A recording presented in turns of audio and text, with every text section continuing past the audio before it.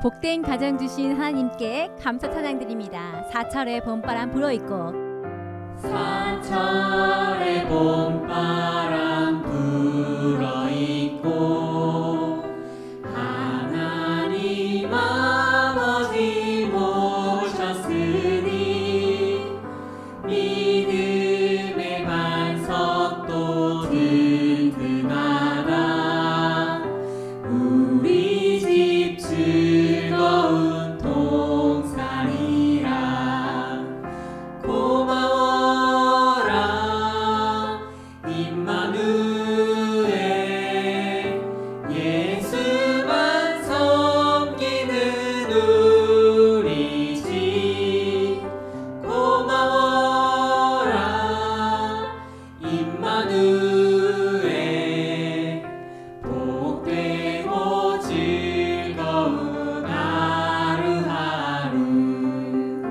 어버이 우리를 고이시고 동기들 사랑에 뭉쳐있고 기쁨과 서름도 같이 하니 한간의 조가도 천국이라. 고마워라 임마누엘, 예수만 섬기는 우리 집. 고마워라 임마누엘, 복되고 즐거운 하루하루. 아침과 저녁에 수고하여 다 같이 일하는 온 식구가 한 상에 둘러서 먹고 마셔. 여기가 우리의 낙원이라. 고마워라 임마누엘, 예수만 섬기는 우리 집. 고마워라 임마누엘,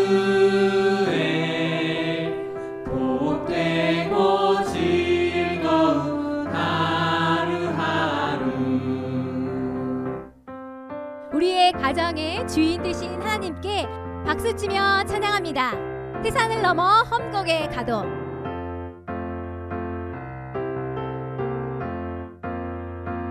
태산을 넘어 험곡에 가도 빛 가운데로 걸어가면 주께서 항상 지키시기로 약속한 말씀 변치 않네. 하늘의 영광, 하늘의 영광, 나의 맘속에 찬호도 넘쳐. 할렐루야를 힘차게 불러 영원히 주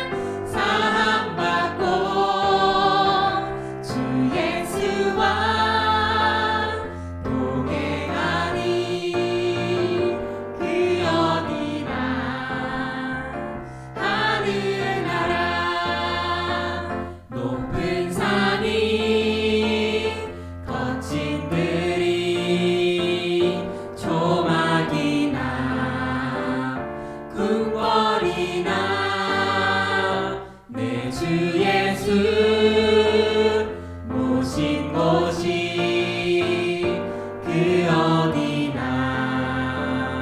하늘나라 할렐루야 찬양하세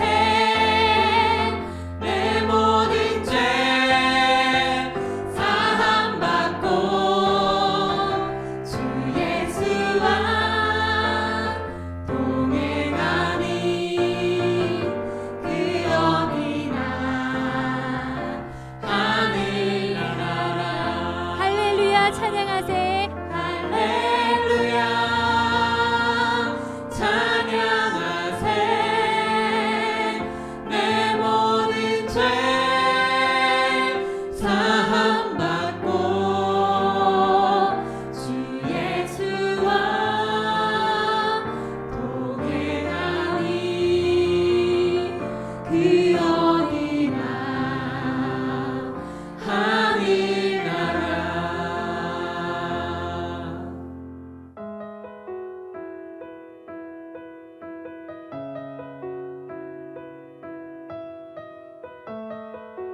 나로 인하여 우리 가정에 하나님의 나라가 임하도록 오직 주님만 바라보겠노라 고백하는 이 찬양을 같이 드리도록 하겠습니다.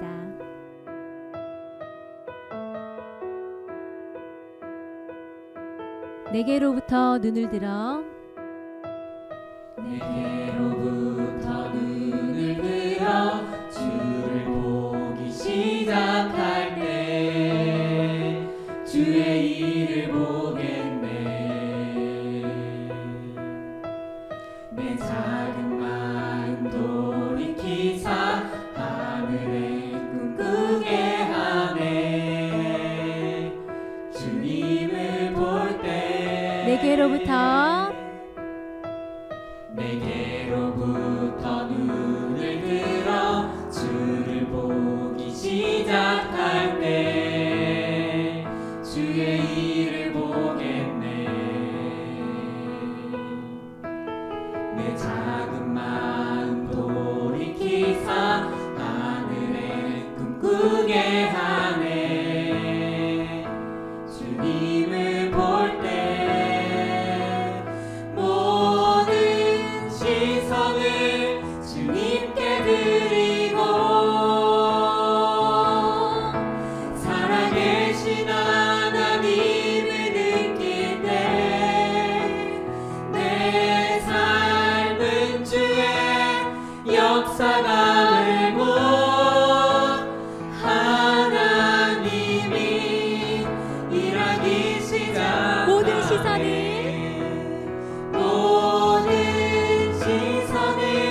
주님께 드리고 살아계신 하나님을 느낄 때 내 삶은 주의 역사가 되고 하나님이 일하기 시작하네.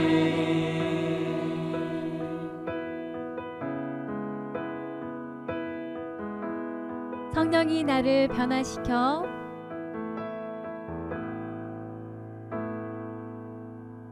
성령이 나를 변화시켜 모든 두려움 사라질 때 주의 일을 보겠네. 황폐한 땅 한가운데서 주님만은 알게 되리. 주님을 볼 때 성령이 나를 변화시켜 성령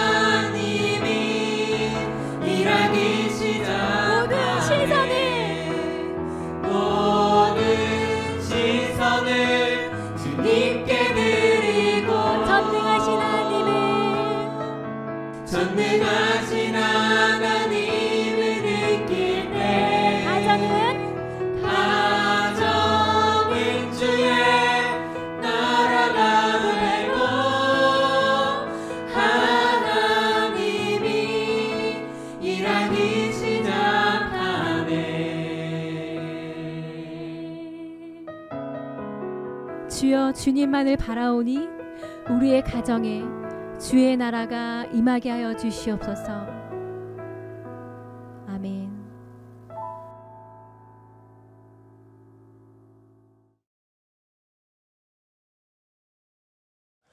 전능하사 천지를 만드신 하나님 아버지를 내가 믿사오며 그 외아들 우리 주 예수 그리스도를 믿사오니 이는 성령으로 잉태하사 동정녀 마리아에게 나시고 본디오 빌라도에게 고난을 받으사 십자가에 못 박혀 죽으시고 장사한 지 사흘 만에 죽은 자 가운데서 다시 살아나시며 하늘에 오르사 전능하신 하나님 우편에 앉아 계시다가 저리로서 산자와 죽은 자를 심판하러 오시리라. 성령을 믿사오며 거룩한 공예와 성도가 서로 교통하는 것과 죄를 사하여 주시는 것과 몸이 다시 사는 것과 영원히 사는 것을 믿사옵나이다. 아멘.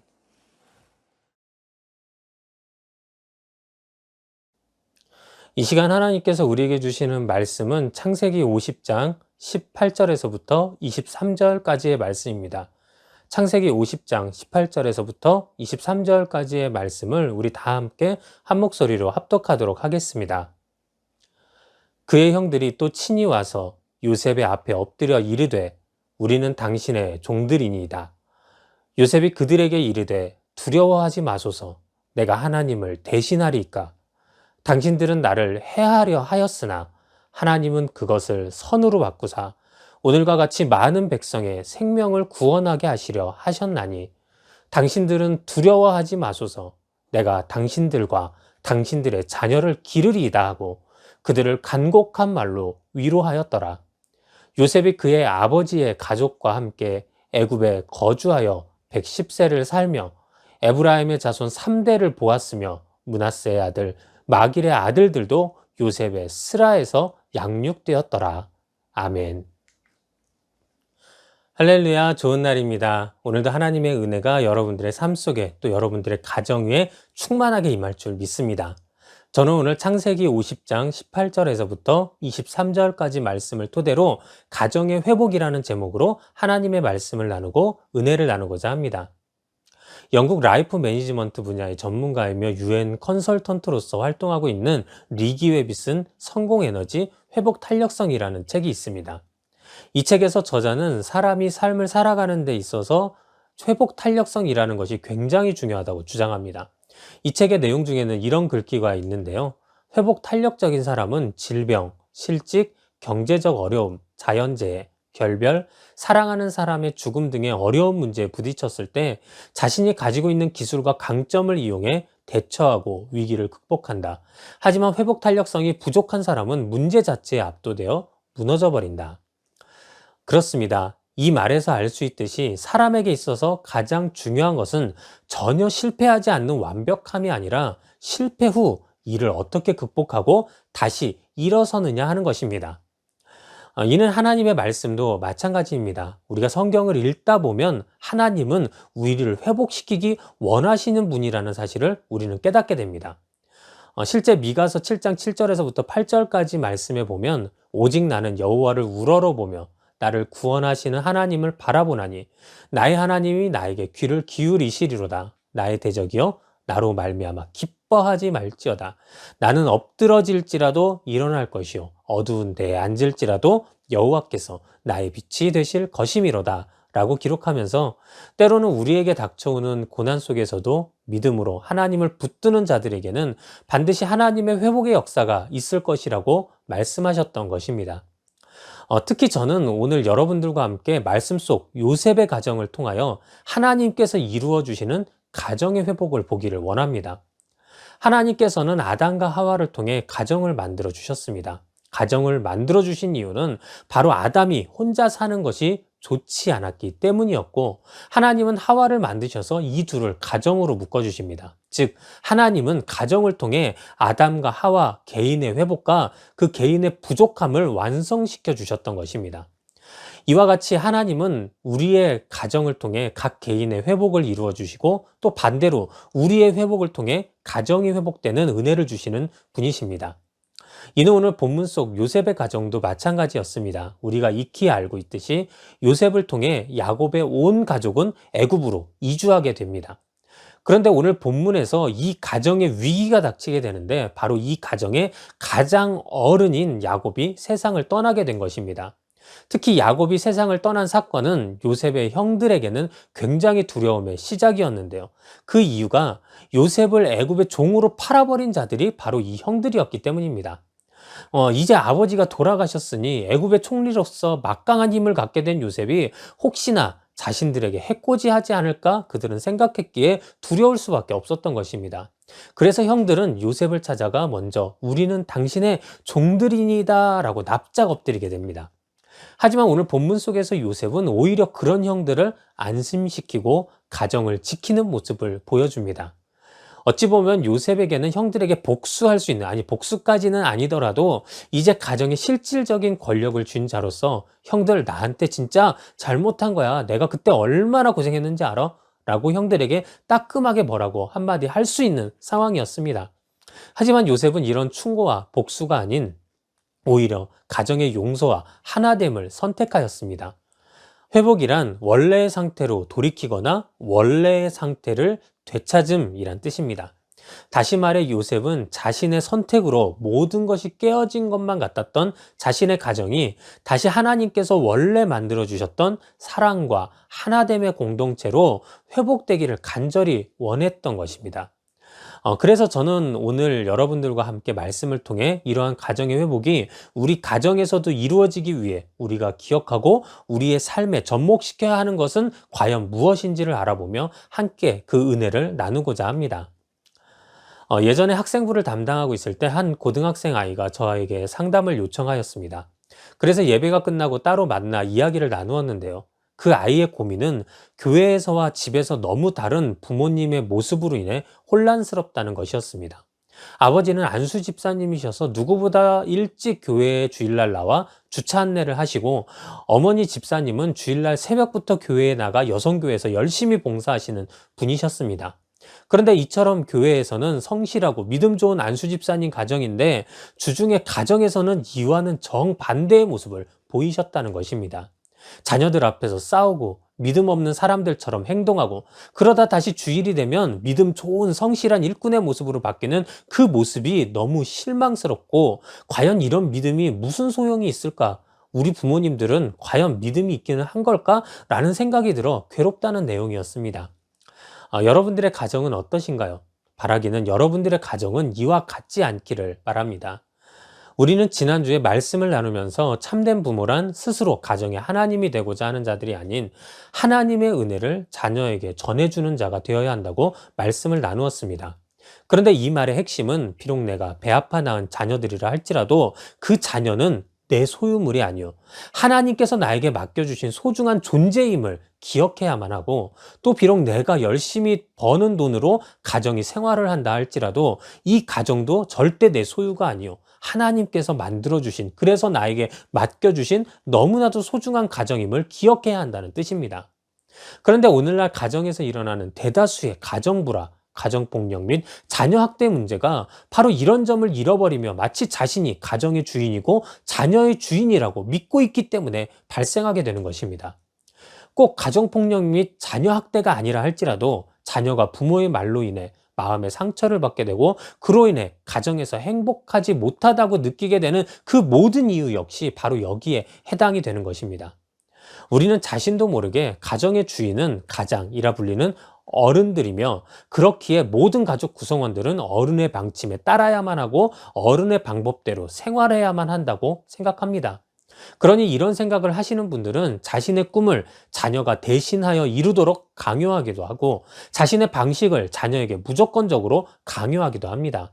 자녀가 좋아하는 것, 자녀가 하고 싶은 것, 자녀가 계획하는 것보다 이 가정의 주인인 내가 하고 싶은 것, 내가 보고 싶은 것, 내가 정한 방향에 더욱 집중하다 보니 이런 일들이 일어나고 결국 나중에 가정의 갈등으로 문제가 생기고 마는 것입니다. 하지만 우리가 하나님 안에서 진정으로 회복해야 할 가정은 절대 이런 가정이 아님을 오늘 요셉은 말씀을 통해 우리에게 보여줍니다. 아까 말씀드린 대로 오늘 요셉을 찾아간 형들은 우리는 당신의 종인이다 라고 엎드려 말합니다. 이는 자신들의 잘못으로 인해 요셉에게 용서를 구하는 행동이기도 하였으나 더 근본적으로는 이 가정의 이제 진짜 주인은 요셉 당신입니다 라는 뜻입니다. 실제 그들이 보았을 때 요셉 외에는 이 가정의 주인이 될 사람이 없다고 생각했을 것입니다. 자신들이 애굽의 고센 땅으로 와서 정착할 수 있었던 이유도, 그 땅에서 기근 중에도 음식이 끊어지지 않고 먹으며 살 수 있었던 이유도 모두 요셉이 애굽의 총리였기 때문에 가능했던 일입니다. 그러니 형들은 가장 어른인 아버지 야곱이 죽고 난 후 이제 이 가정의 진짜 주인은 바로 형제들 중 가장 큰 힘과 권력을 가진 요셉이라고 생각하게 된 것입니다. 하지만 이후에 요셉의 대답이 정말로 멋집니다. 요셉은 이렇게 말하는 형들에게 본문 19절에서 두려워하지 마소서, 내가 하나님을 대신하리까? 라고 대답하며 형들을 위로하기 시작합니다. 그렇습니다. 요셉은 자신을 가정의 주인으로 인정하는 형들에게 아닙니다. 이 가정의 주인은 내가 아니요 하나님이신데 내가 어찌 하나님의 그 주인의 자리를 대신하겠습니까? 라고 단호하게 형들에게 말했던 것입니다. 이는 요셉이 애굽에서 때로는 노예로 또 때로는 감옥에 갇히면서 결국 깨우치게 되었던 하나님에 대한 자신의 굳은 믿음이었음을 우리는 알 수 있습니다. 요셉은 어떤 순간, 어떤 모습 속에서도 하나님만이 내 삶의 유일한 주인 되시며 때문에 모든 문제는 하나님의 인도하심으로 해결된다는 사실을 깨닫고 믿었던 것입니다. 실제 그가 감옥에 있다가 바로의 꿈을 해석하기 위해 바로 앞에 서게 되었을 때에도 바로는 너는 꿈을 들으면 능히 푼다 하더라 라고 요셉을 지칭하여 말을 하지만 정작 요셉은 내가 아니라 하나님께서 바로에게 편안한 대답을 하시리이다 라고 말하며 자신의 모든 것, 심지어 자신이 가진 이 능력조차도 모두 다 하나님이 주인이시오 하나님이 주신 것임을 분명하게 밝혔던 것입니다. 그러니 자신을 앞으로 가정의 주인으로 섬기겠다는 형들에게 그 주인의 자리는 하나님의 자리이기에 자신은 절대 그 자리에 서지 못함을 분명하게 말했던 것입니다. 그렇습니다. 우리가 여기서 기억해야 할 것은 가정의 회복은 우리 가정의 진짜 주인은 바로 하나님 한 분뿐이심을 인정하고 믿는 믿음에서부터 시작된다는 것입니다. 우리는 흔히 내가 가장 연장자니까, 내가 가장 능력이 많으니까, 내가 가장 많은 것을 가지고 있고 많은 것을 벌 수 있으니까 내가 이 가정의 주인이 되어 다른 가족들을 지키고 이끌어야만 한다라고 생각하곤 합니다. 그러나 이처럼 자신 스스로가 가정의 주인이라고 생각하기에 하나님의 마음보다는 나의 생각을, 하나님의 방법보다는 나의 방법을, 하나님의 진리보다는 나의 신념을 가족들에게 강요하게 되고 완전하지 못한 우리의 생각과 방법, 그 신념 때문에 가정은 상처받고 병들어가게 되어 결국 깨어지고 마는 것입니다. 하지만 가정의 진짜 주인이 하나님이심을 우리가 기억하고 인정하게 된다면 불완전한 나보다는 완전하신 하나님을 의지하게 되어 하나님께서 우리 가정을 이끄실 방법에 희망을 갖게 되고 결국 모든 것을 선으로 바꾸어 진정 가정의 회복을 이루어 주실 하나님을 의심하지 않고 믿게 되는 것입니다. 그리고 이런 가정을 하나님은 반드시 회복시켜 주심을 우리는 믿어야 할 것입니다. 바라기는 오늘 여러분들의 가정 역시 우리 가정의 진정한 주인은 하나님 한 분뿐이심을 믿고 의지하여 하나님께서 이루어 주실 가정의 회복을 경험하시는 모든 여러분들이 되시기를 소망합니다. 세상에는 풍수질이라는 것이 있습니다. 이는 터를 중요하게 생각했던 우리 조상들이 집이나 묘를 세울 때 좋은 터, 일명 기를 받는 자리에 그 집이나 묘를 써야 그 자손들이 앞으로 복을 받을 수 있다고 믿었던 사상입니다. 예를 들면 이런 것인데요. 이건 성경 얘기는 아니니까 그냥 재미로만 들어보시기 바랍니다. 풍수지리적으로 보면 아파트에 사는 사람들은 땅의 기운을 받기가 부족하여 등산을 자주 하셔야 하고 발코니를 개조할 때에는 기가 왜곡되지 않도록 천장 높이를 맞춰야 하며 집 주변에 첨탑이나 송전탑 등은 살기를 발산하니 피해야 하고 대문 앞에 큰 나무가 서 있으면 화를 부르니 또 피해야 하고 삼각형의 집터는 화재나 분란이 생길 터이니 피해야 하며 집터의 앞이 낮고 뒤가 높으면 길한 터이고 대문이 작고 집이 크면 재물이 모이는 터라고 합니다. 즉 이런 풍수지리는 재물 얻을 터가 따로 있고 가족이 화목할 터가 따로 있으며 어떤 터는 흉하게 되고 결국 가족들이 모두 피해를 받게 되는 터도 존재한다고 주장하는 것입니다. 물론 지금은 주거 방식이 많이 바뀌었기에 맞지 않는 부분도 좀 있기는 하지만 이처럼 우리 옛 어른들은 터, 즉 자리가 갖는 중요성에 대해 가치를 높게 두었던 것입니다. 그런데 여러분, 이런 터의 중요함은 세상뿐만 아니라 우리 신앙인의 삶 속에서도 매우 중요한 것이 사실입니다. 우리도 믿음 안에서 좋은 터를 잡아야 우리의 믿음이 성장하고 가정이 화목해지며 나아가 하나님의 복을 받을 수 있게 됩니다. 다시 말해 세상에서도 풍수지리적으로 좋은 터가 있고 나쁜 터가 있듯이 신앙적으로도 좋은 터가 있고 나쁜 터가 분명히 존재한다는 것입니다. 그런데 신앙적으로 좋은 터는 세상의 풍수지리적으로 좋은 터와 차이가 있는데요. 세상의 좋은 터는 어떤 자리에 세우느냐, 즉 자리 그 자체의 중요함을 갖고 그 자리에 집중하지만 신앙적으로 좋은 터는 어떤 환경에라도 우리가 누구와 함께 하느냐가 더욱 중요하다는 사실을 우리에게 알려주고 있다는 것입니다. 그럼 우리는 누구와 함께 해야 우리가 좋은 자리에 거할 수 있게 될까요? 성경은 바로 우리가 어떤 땅에서든지 하나님과 함께 할 때 그곳이 바로 우리의 믿음이 성장하고 복을 받는 신앙적으로 좋은 자리가 된다고 말씀하시고 있습니다.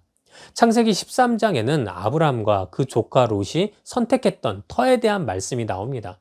그들은 처음엔 자신들의 모든 재산을 가지고 함께 생활하였지만 이 모든 것을 가지고 한 곳에서 함께 지내다 보니 각자의 목자들끼리 싸움이 벌어지게 되고 맙니다. 이로 인해 그들은 서로 갈라서기로 결정하고 아브라함은 롯에게 먼저 땅을 선택하라고 합니다.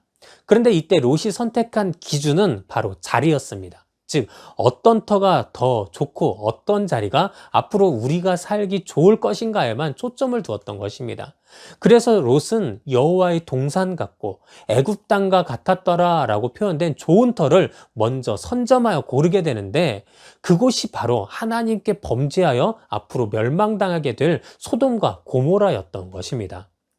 하지만 아브라함은 조카 롯이 먼저 좋은 땅을 선점하고 나서 남은 땅으로 나아가게 되지만 하나님께서는 그곳에서 아브라함과 함께 하셨고 직접 복을 약속하셨으며 아브라함은 그런 하나님을 위해 그 땅에 여호와의 제단을 쌓아 예배하게 되었던 것입니다.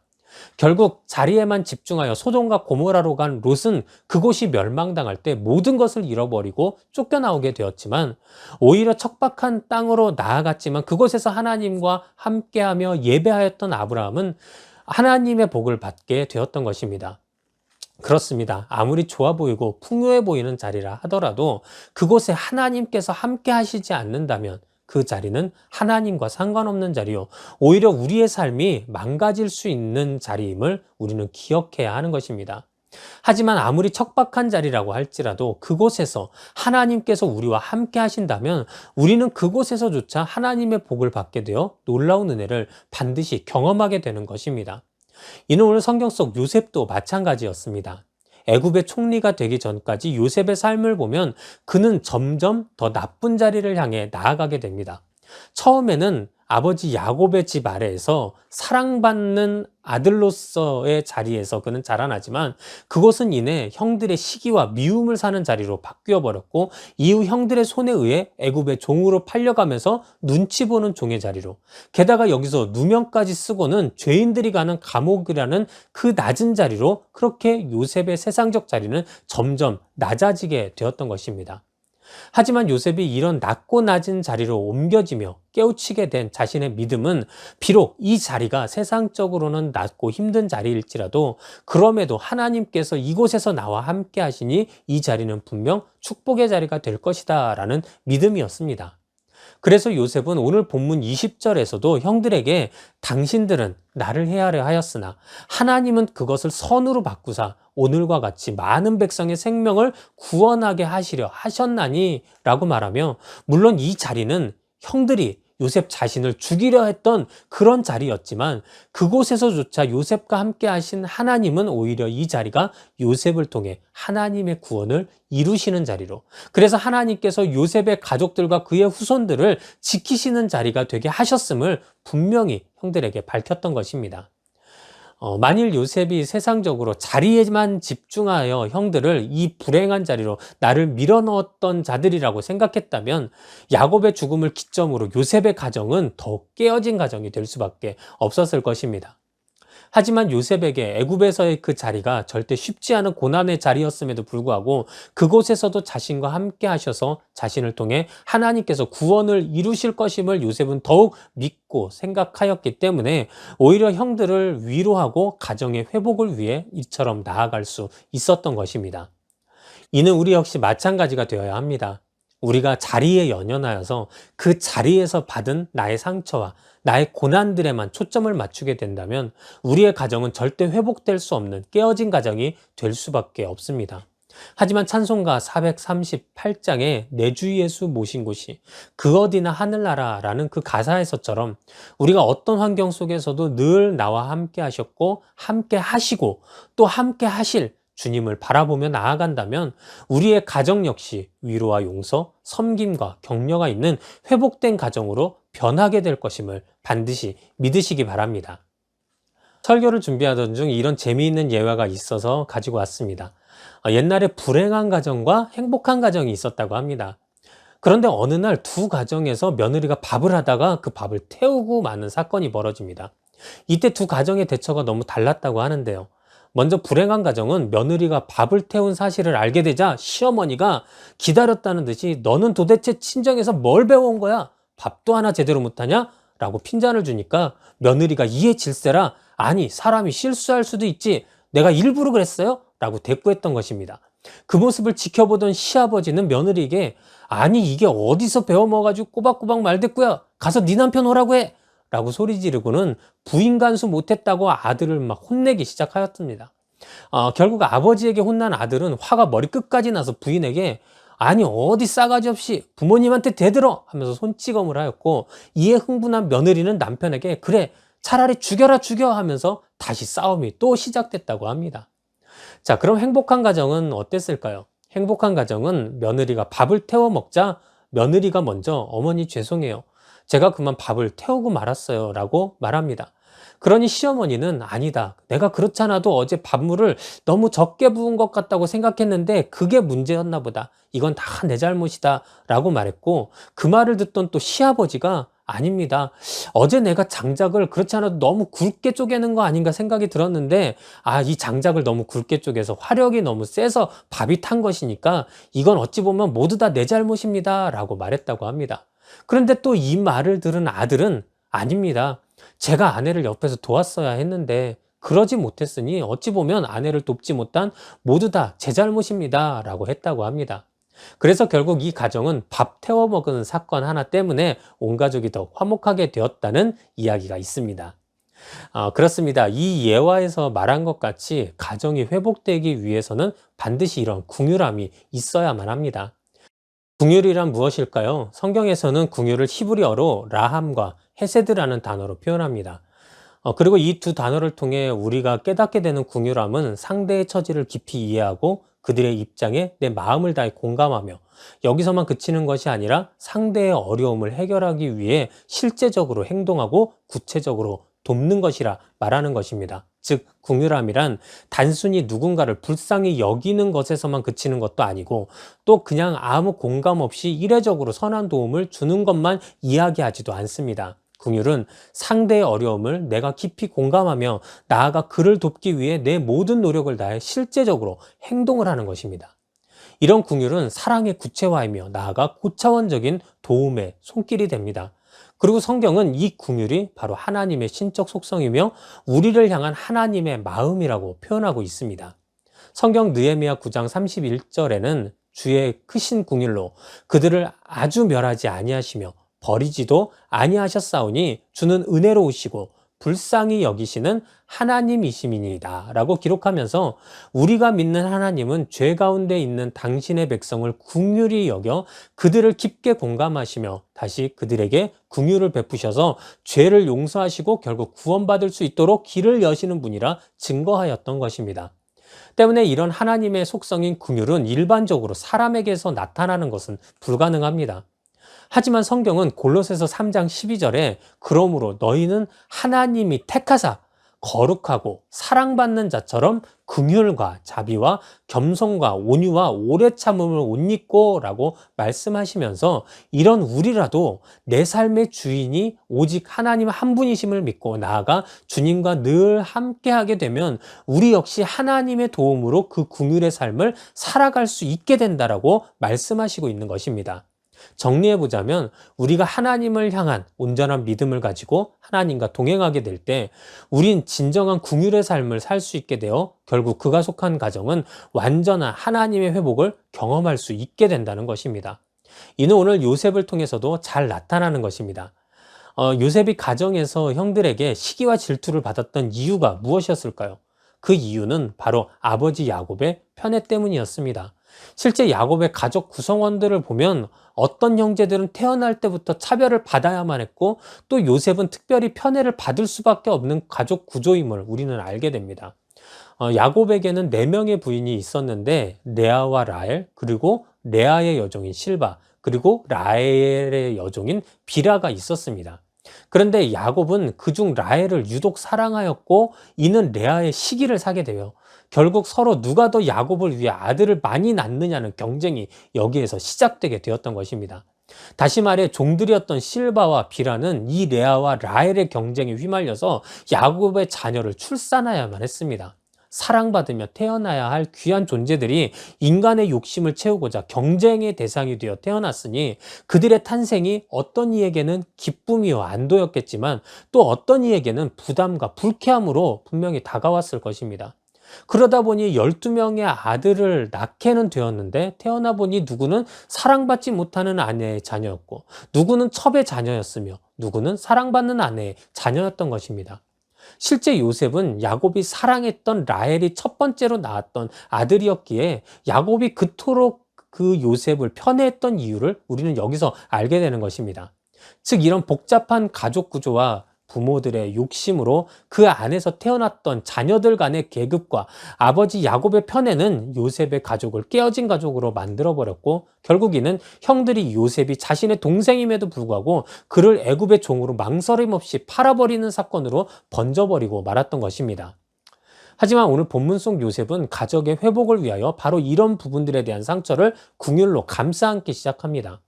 요셉은 가장 먼저 21절에 형들에게 내가 당신들과 당신들의 자녀를 기르리이다 라고 그것도 간곡하게 말합니다.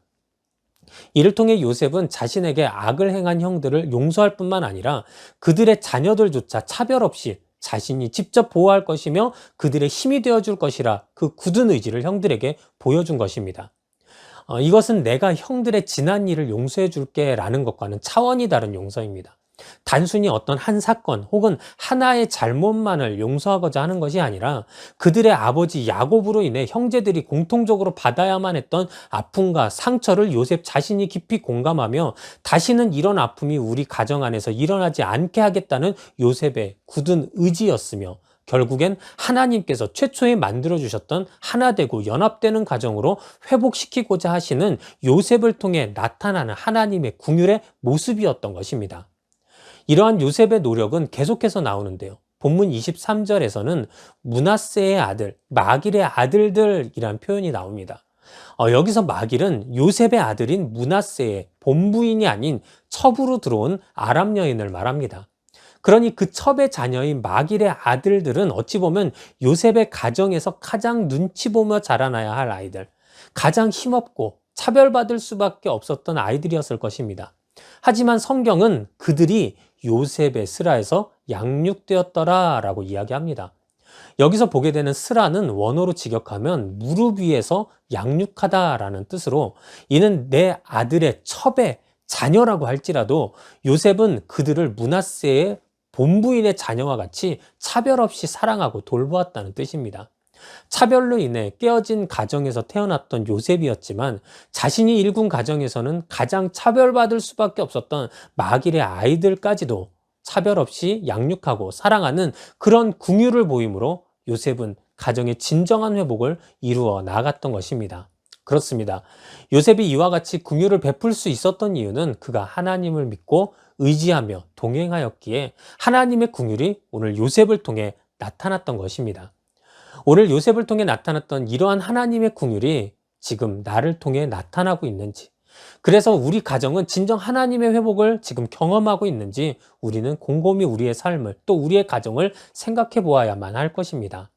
가정 안에서 내가 긍휼을 베풀 수 없는 이유를 찾는다면 아마 우리는 수만 가지나 그 이유를 찾아낼 수 있을 것입니다. 이런 상황인데 내가 어떻게 그를 용서합니까? 그가 나한테 어떻게 행동했는데 또 어떻게 말했는데 내가 그에게 긍휼을 베풀 수 있겠습니까? 라고 말하면서 나름대로 자신이 긍휼할 수 없는 타당한 이유를 우리는 대고자 할 것입니다. 하지만 우리가 요셉처럼 진정 하나님을 믿고 하나님과 동행한다면 이러한 하나님의 긍휼이 우리를 통해 나타나게 되어 요셉과 같이 조건 없이 긍휼을 베풀고 헌신함으로 온전한 가정의 회복을 이루게 된다는 사실을 우리는 반드시 믿어야 할 것입니다. 바라기는 이러한 요셉을 통해 나타난 하나님의 긍휼이 오늘날 저와 여러분들의 삶 속에서도 나타나기를 소망합니다. 사랑하는 여러분, 이제 말씀을 마치겠습니다. 오늘 우리는 요셉을 통해 우리 가정의 진짜 주인이 하나님이심을 믿고 하나님과 동행하기 위해 노력하며 나아가 하나님께서 우리에게 베푸신 긍휼이 나를 통해 나타날 때 우리 가정의 진정한 회복이 일어나게 됨을 알게 되었습니다. 바라기는 오늘 말씀처럼 여러분들의 가정도 하나님과 늘 함께 하시고 긍휼을 나누셔서 하나님이 만들어주셨던 서로 사랑하고 연합하는 원래의 가정으로의 모습을 회복하는 그런 복된 가정이 되시기를, 또 그런 복된 여러분들이 되시기를 주님의 이름으로 축원합니다. 기도하겠습니다. 하나님 감사합니다. 오늘도 우리가 말씀 속에서 요셉을 통하여 우리 안에 하나님을 주인으로 삼는 것이 중요하고 그 하나님과 동행하는 것이 중요하며 또 나를 통하여 하나님의 긍휼이 나타나야 함이 중요함을 알게 하심에 감사와 영광 올려드립니다. 우리가 요셉과 같이 이러한 모습으로 주님 앞에 나아가 우리의 가정이 회복됨을 경험하게 하여 주시옵시고 이제 회복된 우리 가정이 온전히 하나님만을 바라고 하나님만을 의지하며 나아가 하나님의 축복을 받는 복된 가정이 될 수 있도록 우리를 지켜보아시고 인도하여 주시옵소서. 오늘도 말씀으로 우리에게 은혜 더하시고 함께 하심에 감사와 영광 올려드리오며 예수님의 이름으로 기도드렸사옵나이다. 아멘. 우리 이 시간 다 같이 말씀 생각하시면서 찬양하고 기도하는 시간 갖도록 하겠습니다. 우리가 주님을 의지할 때 주님께서 우리를 위해 일하시고 우리 가정을 회복시킬 것입니다. 주님을 찬양하겠습니다. 내게로부터 눈을 들어 주를 보기 시작할 때 주의 일을 보겠네. 내 작은 마음 돌이키사 하늘에 꿈꾸게 하네. 주님을 볼 때 모든 시선을 주님께 드리고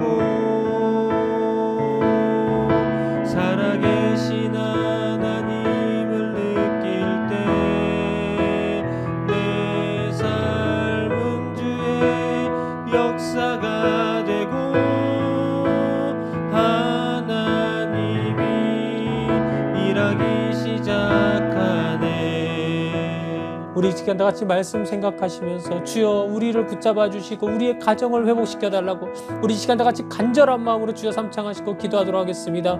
주여 주여 주여. 오 주님 어머니 감사합니다. 하나님께서 아버지를 축복하셔서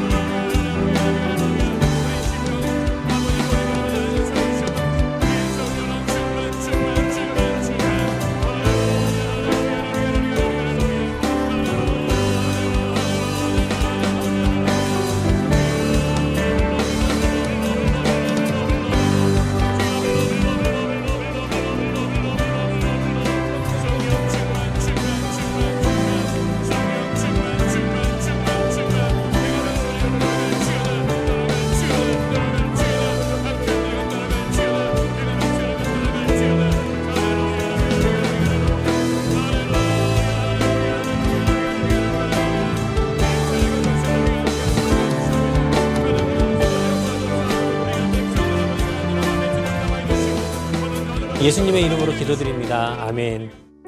우리 이 시간에는 함께 기도 제목 놓고 기도하는 시간 갖도록 하겠습니다. 이 시간 먼저 기도하실 것은 바로 이 예배를 위해 기도해 주시기 바랍니다. 이 예배의 주인이 오직 하나님 한 분이시여, 이 예배를 통하여 우리가 주님과 동행하게 하여 주시옵소서. 그리고 이 예배가 오늘 말씀과 같이 가정을 회복시키는 예배, 우리 각 개인을 회복시키는 그런 예배가 될 수 있도록 도와달라고 우리 그렇게 함께 기도해 주시기 바랍니다. 두 번째로 기도하실 것은 나라와 민족, 세계를 위해 기도해 주시기 바랍니다. 하나님의 은혜가 임하는 나라, 하나님의 은혜가 회복되는 전 세계가 되게 하여 주시어서 세계 곳곳에서 주님을 찬양하게 하시고 또 주님 앞에 나아가게 하여 주시옵소서. 교회가 나타나게 하여 주시옵시고 그 교회들을 통하여 세상이 회복되는 역사가 반드시 일어나는 그런 복된 세계가 될 수 있도록 도와달라고, 특별히 하나님의 말씀에 반대되는 일들은 절대로 우리 안에서 나타나지 않을 수 있도록 도와달라고 그렇게 함께 기도해 주시기 바랍니다. 세 번째로 기도해 주실 제목은 우리 늘봄교회 개척을 위해 함께 기도해 주시기 바랍니다. 하나님의 은혜로 개척 서류가 잘 통과가 되었고 이제 교회 개척까지 얼마 남지 않은 것 같습니다. 교회 개척까지 나머지 모든 일정들이 차질 없이 진행될 수 있도록, 또 그 모든 일정 가운데 악한 마귀 사단이 틈타지 못할 수 있도록 도와달라고, 또 좋은 개척 멤버들, 그 다음에 개척을 돕는 자들이 분명히 모여들 수 있도록 도와달라고 또 그렇게 함께 기도해 주시기 바랍니다. 마지막 네 번째로 여러분들 각자의 기도 제목들, 그 기도 제목들이 응답받기 위해서 우리 다 함께 주여 삼창하시고 간절한 마음으로 기도하도록 하겠습니다. 주여, 주여, 주여. 하나님 감사합니다. 오늘 주님 앞에 기도하며 나아가오니 성령이여 역사하여 주시옵시고 오늘도 우리 믿음의 기도에 주님 응답하여 주시옵소서. 주여, 오늘도 우리가 먼저는 이 예배를 위해 기도합니다. 이 예배가 주의 손에 붙드는 바 되게 하시고 오직 이 예배가 하나님 나라의 아버지 귀한 아버지 초석이 되게 하여 주시옵소서. 주님만이 영광 받으시고 주님만이 주인 되어 주시옵시고 나아가 이 예배를 통하여 또 많은 상한 심령들이 회복되는 역사가 나타나게 하여 주시옵소서. 오늘 또한 믿음으로 기도하며 나아갑니다. 하나님의 이 시간 아버지 함께하여 주시옵소서. 아버지 또한 이 세계와 아버지 나라와 민족을 붙잡아 주시옵소서. 온 세계에 아버지 복음의 빛이 아버지 임하게 하여 주시옵소서. 많은 나라들이 복음화되게 하여 주시옵소서.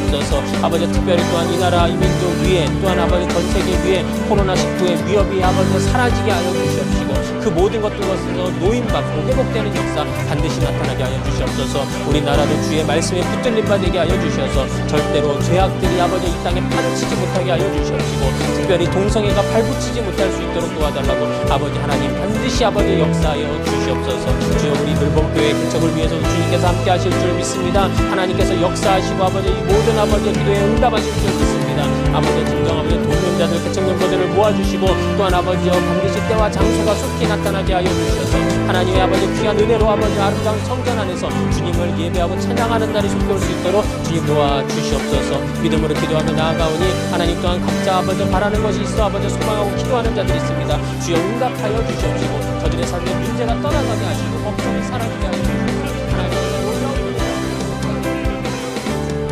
예수님의 이름으로 기도드립니다. 아멘. 우리 이 시간 마음에 소원 있으신 분들 가슴에 손 얹으시고 또 육체의 연약한 부분들 그 위에 믿음으로 손을 얹으시기 바랍니다. 제가 기도합니다.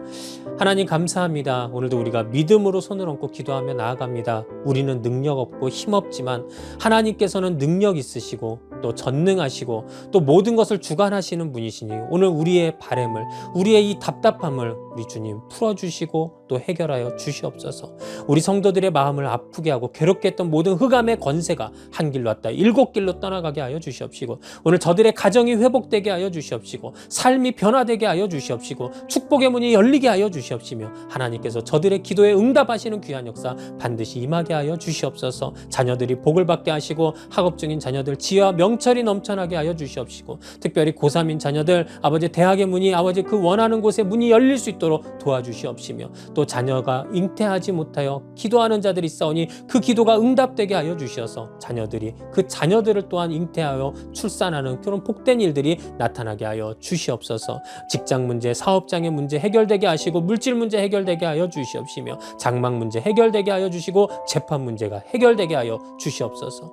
이 시간 또한 기도하옵기는 우리의 육체의 연약한 부분들 그 위에도 손을 얹었사오니 이 시간 그 모든 손을 얹은 곳마다 예수 보혈의 피가 임하게 하여 주시고 모든 질병에서 우리를 깨끗하게 고쳐주시는 역사 반드시 임하게 하여 주시옵소서. 나사렛 예수 그리스도의 이름으로 명하노니 모든 질병은 떠나갈지어다. 모든 아픔은 사라질지어다. 암덩어리가 녹아내릴지어다. 두통이 사라질지어다. 관절염이 떠나갈지어다. 손발 저림이 사라지게 하시고 가슴 떨림이 사라지게 하시고 혈액이 정상적으로 돌게 하여 주시옵시며 또한 아버지 우리 시력에 있는 모든 문제들이 해결되게 하여 주시옵소서. 정신병에서 노인받게 하여 주시옵시고 아버지 근육경련이 사라지게 하여 주시옵시며 하나님께서 우리를 머리부터 발끝까지 치유하시는 역사 반드시 임하게 하여 주시옵소서. 오늘도 주님께서 우리가 믿음으로 간구한 모든 것들 응답하실 줄 믿고 간절한 마음으로 기도한 모든 것들 주님께서 반드시 들어주실 줄 믿고 감사와 영광 올려드리오며 예수님의 이름으로 기도드렸사옵나이다. 아멘.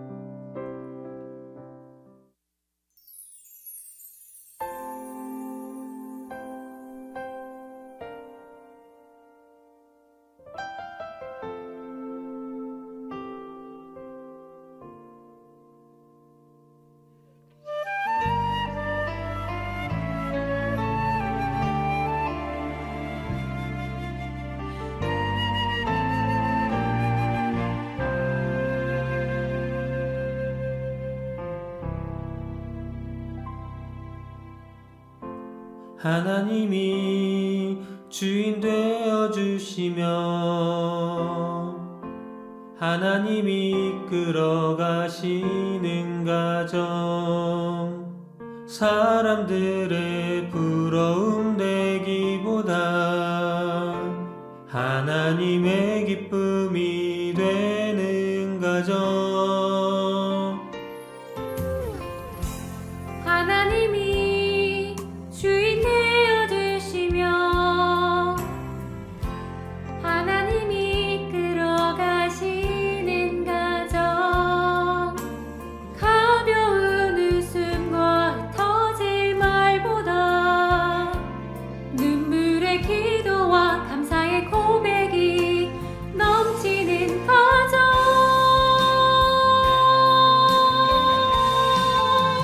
함께 고난을 헤쳐갈 수 있음에 기뻐하며 서로 더욱 섬기며 힘들고 어렵고 슬픈 날이라도 소리 높여 신실하신 주님을 찬양하는 가정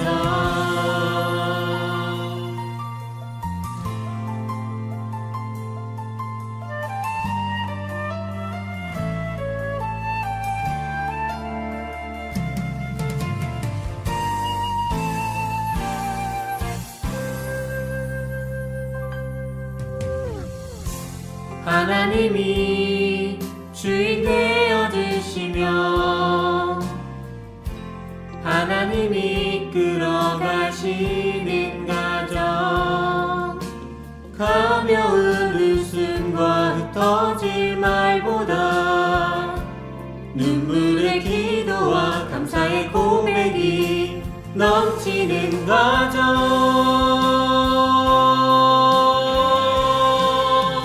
함께 고난을 헤쳐갈 수 있음에 기뻐하며 서로 더욱 섬기며 힘들고 어렵고 슬픈 날이라도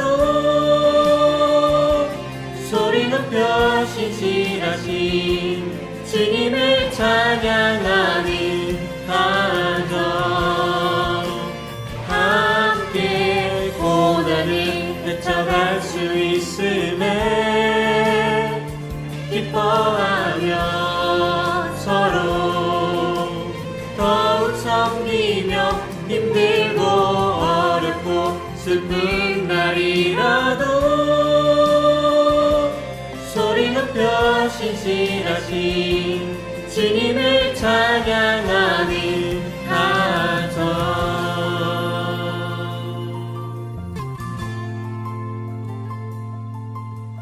하나님 이루어 가시리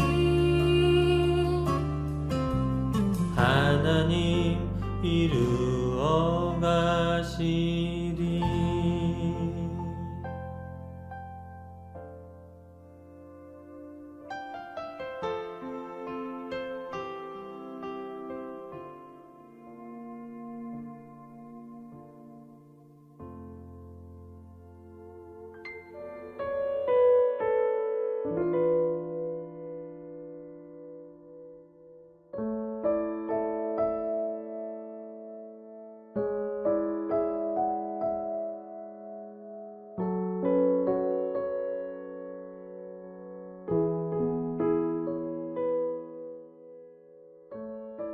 이 시간 드려진 헌금 위에서 축복 기도하고 축도함으로 오늘 예배 마치도록 하겠습니다.